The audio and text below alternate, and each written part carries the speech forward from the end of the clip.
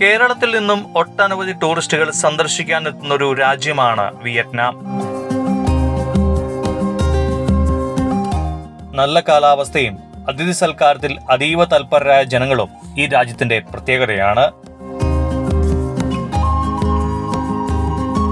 വിയറ്റ്നാമിലെ പ്രധാന നഗരങ്ങളിലൊന്നാണ് വാങ്ചു. രാജ്യത്തിന്റെ തെക്കുഭാഗത്താണ് പ്രകൃതി രമണീയമായ ഈ സ്ഥലം. 3 ഭാഗവും വെള്ളത്താൽ ചുറ്റപ്പെട്ട സ്ഥലം. കൊച്ചിമിൻ സിറ്റിയിൽ നിന്നും 2.5 മണിക്കൂർ റോഡിലൂടെ യാത്ര ചെയ്താലോ ഫെറിയിൽ നിന്ന് 2 മണിക്കൂർ ബോട്ട് യാത്ര ചെയ്താലോ വാങ്ചുവിൽ എത്തിച്ചേരാം. കടൽ വിഭവങ്ങൾ വിളമ്പുന്ന ഹോട്ടലുകളും റിസോർട്ടുകളുമുള്ള ഇവിടം ശാന്തമായ ക്രൈസ്തവ വിശ്വാസത്തിന്റെ മഹനീയ സാക്ഷ്യമെന്ന് വിശേഷിപ്പിക്കാവുന്നതാണ്.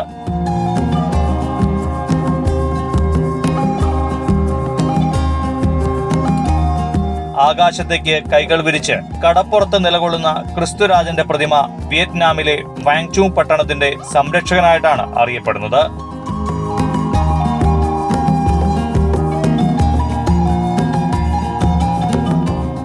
ആയിരത്തി 1974 നിർമ്മാണം ആരംഭിച്ചെങ്കിലും പിന്നീട് 2 വർഷത്തിനു ശേഷം അത് പൊളിച്ചു മാറ്റുകയാണ് ചെയ്തത്. ആളുകൾ വീണ്ടും പൂർവാധികം ഭംഗിയായി അതിന്റെ നിർമ്മാണം 1994 ഡിസംബർ 1 പൂർത്തീകരിച്ചു.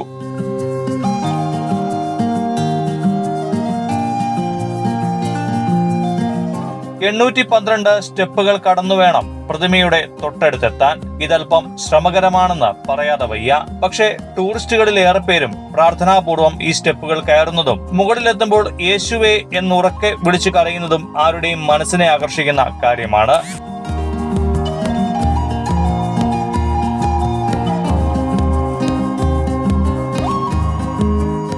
ഇതിനു മുകളിൽ എത്തിയാലുണ്ടാകുന്ന അനുഭൂതി പറയാതെ വയ്യ.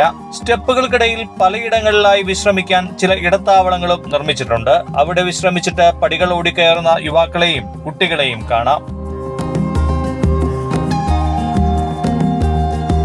ചിലർ ഉറക്കെ ബൈബിൾ വചനങ്ങൾ ഉദ്ധരിച്ചാണ് പടികൾ കയറുന്നത്. ധാരാളം ആളുകൾ പ്രാർത്ഥിക്കുന്ന ഒരു ചാപ്പലാണ് ഇവിടുത്തെ ആകർഷകമായ ഒരു കാര്യം. ചാപ്പലിന് മുകളിലാണ് ക്രിസ്തുവിന്റെ രൂപം.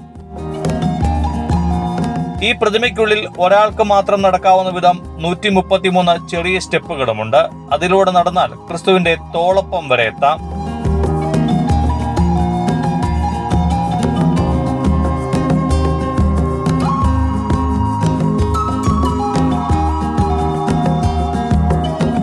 ക്രിസ്തു രൂപത്തിനുള്ളിലെ ചാപ്പൽ കൂടാതെ സമീപത്ത് മറ്റൊരു ചാപ്പൽ കൂടിയുണ്ട്. അവിടെയും ലോകത്തിന്റെ വിവിധ ഭാഗങ്ങളിൽ നിന്നും എത്തുന്ന ധാരാളം പേർ പലവിധ ഭാഷകളിൽ ഉറക്കെ പ്രാർത്ഥിക്കുന്നത് കാണുമ്പോൾ ഭാഷാപരമുള്ളവർ ഒരുമിച്ച് ചേർന്ന് പ്രാർത്ഥിക്കുന്ന ഒരു ദേവാലയത്തിലെത്തിയ പ്രതീതിയാണ് അനുഭവപ്പെടുക.